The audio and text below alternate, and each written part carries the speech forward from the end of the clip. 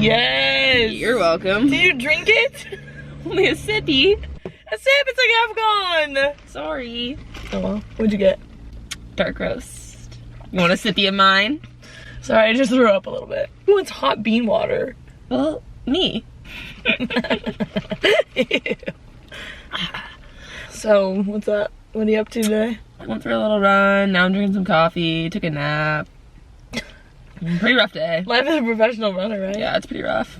Be up till 2 a.m.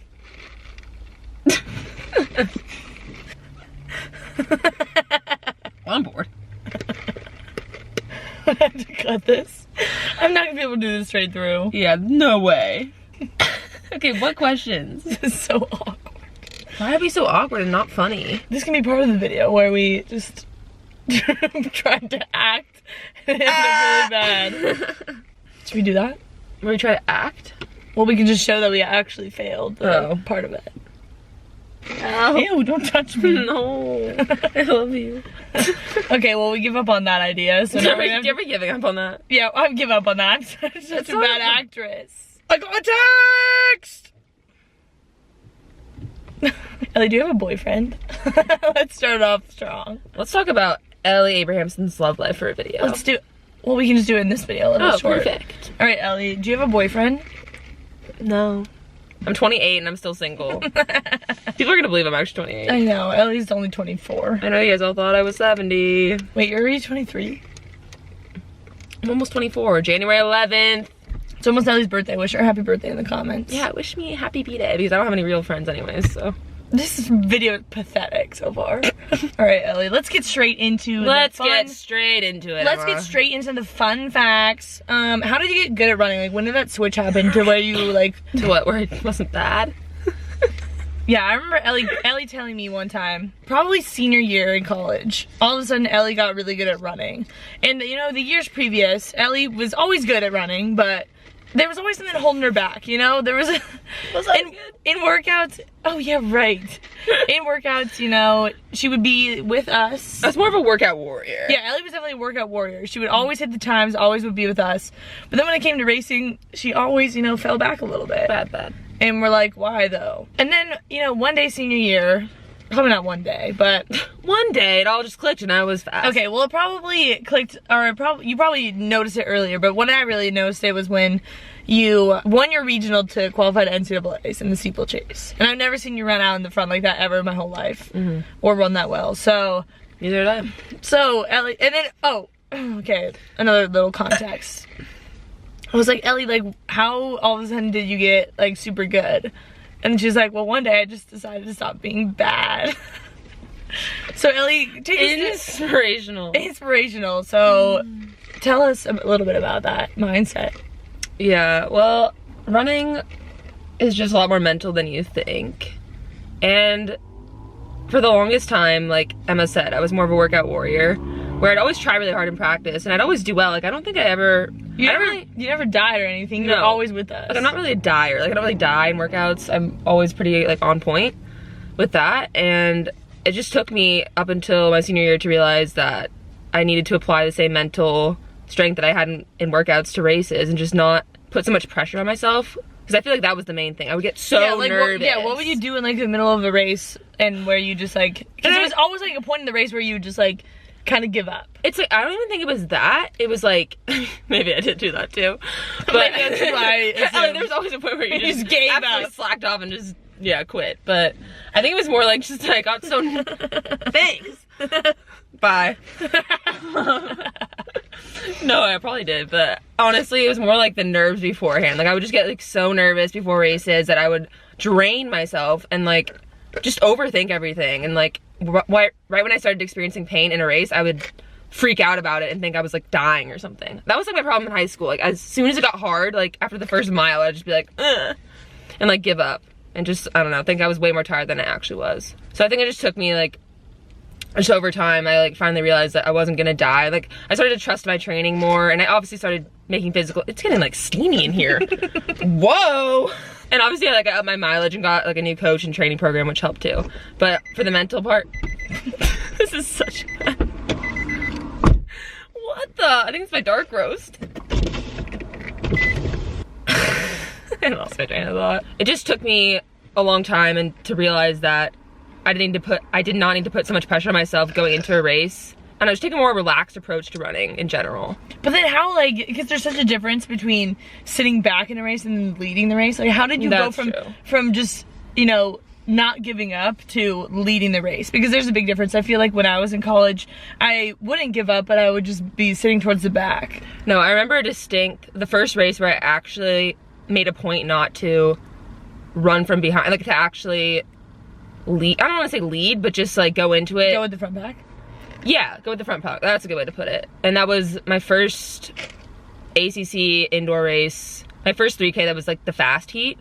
I'd never made it to the fast heat before. And I was like, you know what, let's just see what happens. And I went out with the front pack, like you said. And that was like the first time I'd ever done that.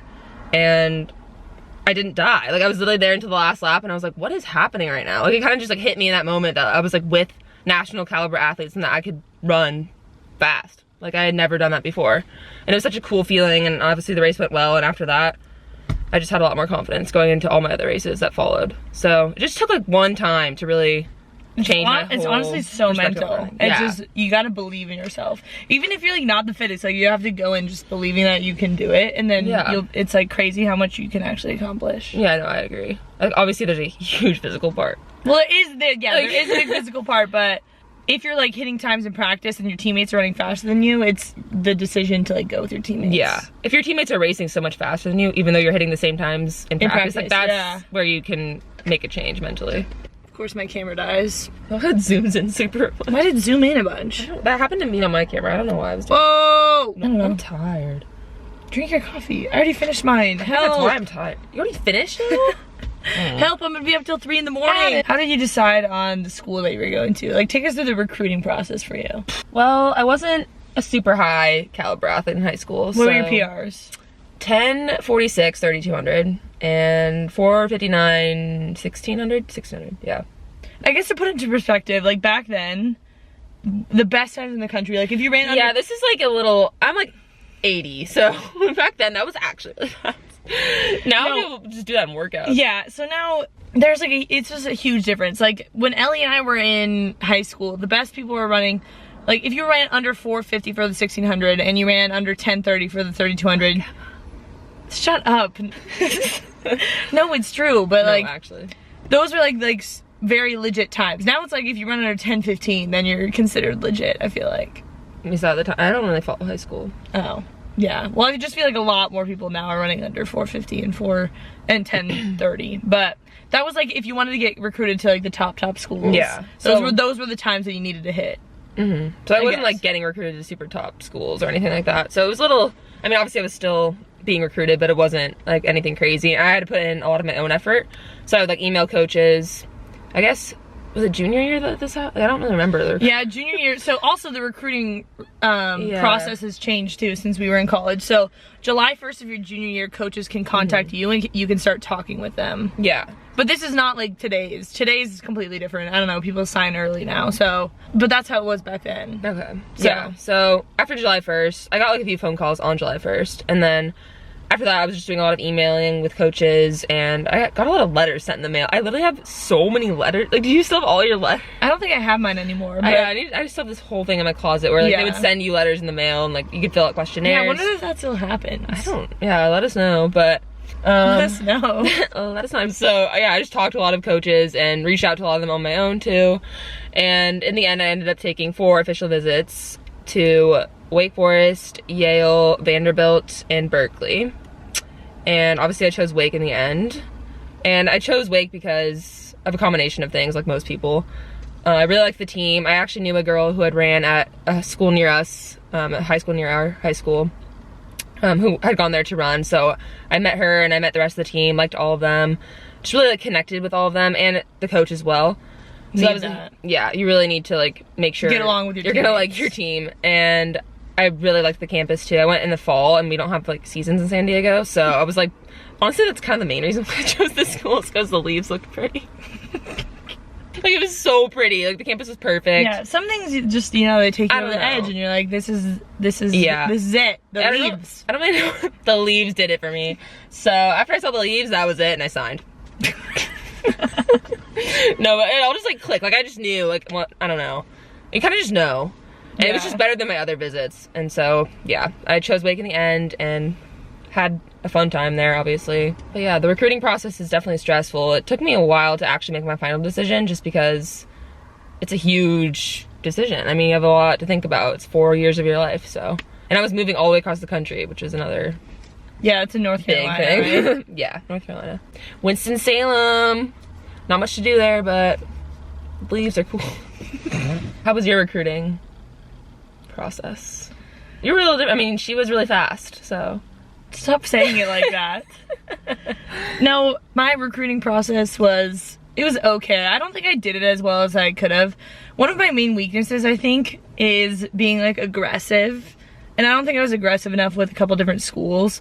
I ended up visiting Vanderbilt, Berkeley, Texas, and Georgetown. Was it difficult for you transferring? Because I know a lot of people actually do end up transferring. Yeah, I've gotten a lot of questions on it too, but I felt like I just knew, you know? Yeah. Like I just knew that I belonged somewhere else. Not even like necessarily Oregon or anything. I honestly didn't think I was gonna be able to go onto the team, make it onto the team.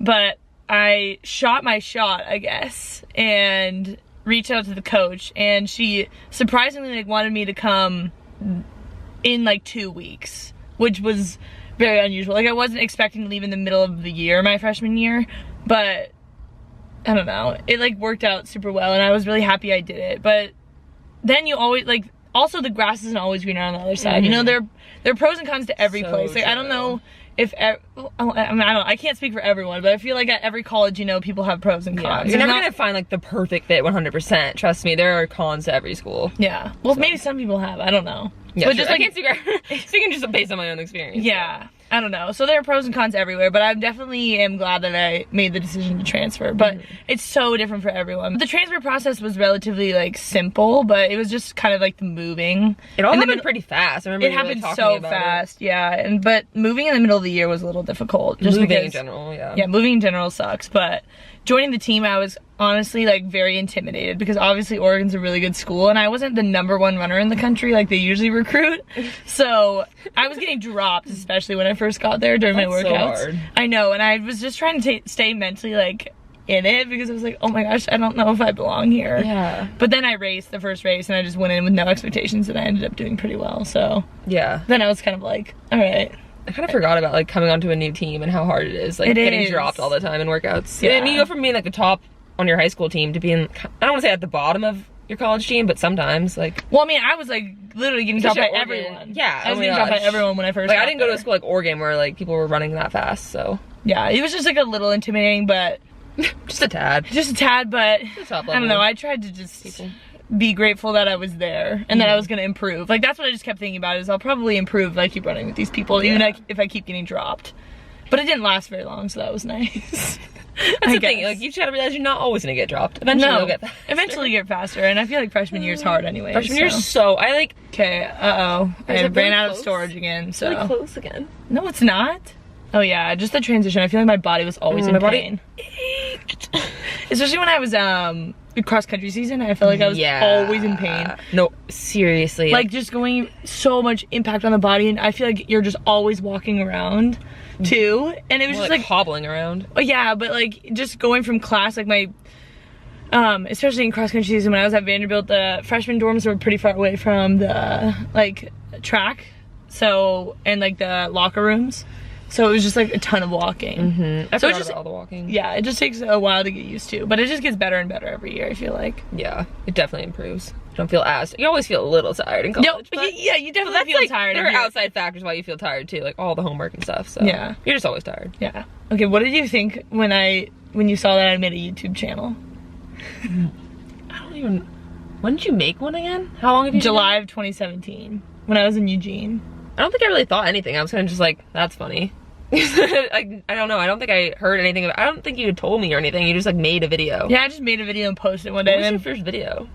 It was a day in the life of a D1 runner. It was honestly so cringy. I mean, every YouTube video is a little cringy. I know. I was watching my old videos back, and I feel like I'm much more comfortable on camera now than I was back then. I just like was so, or I wasn't. It's not that I was uncomfortable on camera. I was just much more serious. And then now I just yeah, it's harder to I can't talk. To show your personality. Honestly, I feel like in college though, I was just more serious. Phases. Yeah. I feel like I go through phases in my life a lot. Yeah. I don't know if you were ever like serious. I guess you were. You had less emotion. Yeah, You're kind of emotionless. But then you also were really emotional, so that doesn't really make sense. Exactly. Like, I feel like since the time I, like, started my YouTube channel, probably from, like, June of 2017 until, I don't know, when I stopped running in January, I was just, like, very, yeah, emotionless, but then I would be very emotional on other times. Yeah. I don't really know how to explain it. You were emotionless because you had so many emotions going on. You didn't know how to express them. Yeah. Like, there was a joke that Sarah would always take pictures of me where I was just sitting there like this. No. But like people didn't see that on camera because obviously they didn't do that on camera. Because that would be a boring video. Who wants to see that video next? I'm just going like this. That was me. You can ask any of my college teammates too, they'd probably know. Yeah. Emma's just, you know, she's gone through a lot. Not even though, my life's pretty good. Not even like, but just with your, I don't know. You've gone through a lot of changes, which makes you go through things. I don't know. Just my emotional state, I think, in the past year has been absolutely like up and down. Okay, Ellie, why don't you have a boyfriend yet? Why aren't you getting married yet, like all of our friends? I mean, I could ask you the same thing. Well, I'm only 22. You're 28. True, so. I'm 29. So what are like the downsides of running at like a really high level? We can both talk about it, I guess. Yeah. I'm not professional, but I still ran at a high level. There are definitely some downsides to running professionally.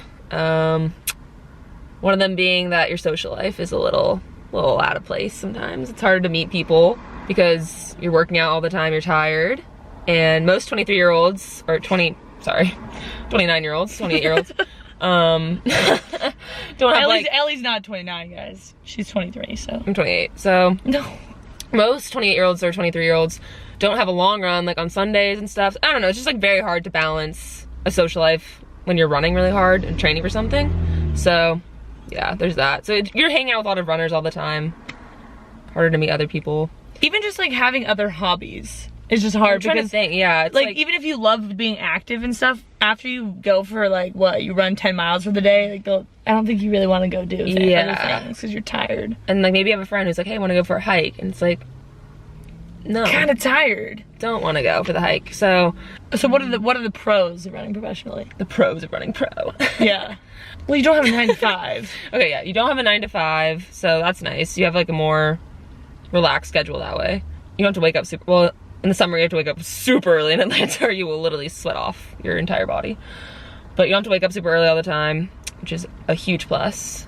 It's awesome to see what your body can do. You only get one chance to run professionally and to be young and see what you can do athletically, so I think it's super cool to see what you can accomplish physically. It's interesting because I feel like, you know, at a point I was pretty burnt out, but I don't think you have really like hit that. Yeah. In running. In triathlon I was pretty burnt out. Yeah, but. Not even burnt out, I just realized I didn't like it. Yeah. Like there's a difference between like being burnt out from something and like just genuinely not wanting to do it anymore. Yeah, like because we've been running for the same amount of time, but yeah. I feel like Ellie's hitting her peak right now. I feel like I accomplished a lot in college and I was pretty like proud of what I did, but I feel like Ellie always had that grit. I think it's just like grit, but like for you too, I feel like you're just like more talented than me. Like I think you were always like, well, I don't know how else to put it, but like you always had like success in running. I don't know, like more than me. Like you were always just at like a higher level, and like for me it happened a little later, and so I think it's just like newer. Like I don't know, like seeing that success. Yeah, I got the taste of success a little bit late. Got the taste. Yeah, that's very true. No, I think it is. Like it's made me last longer because I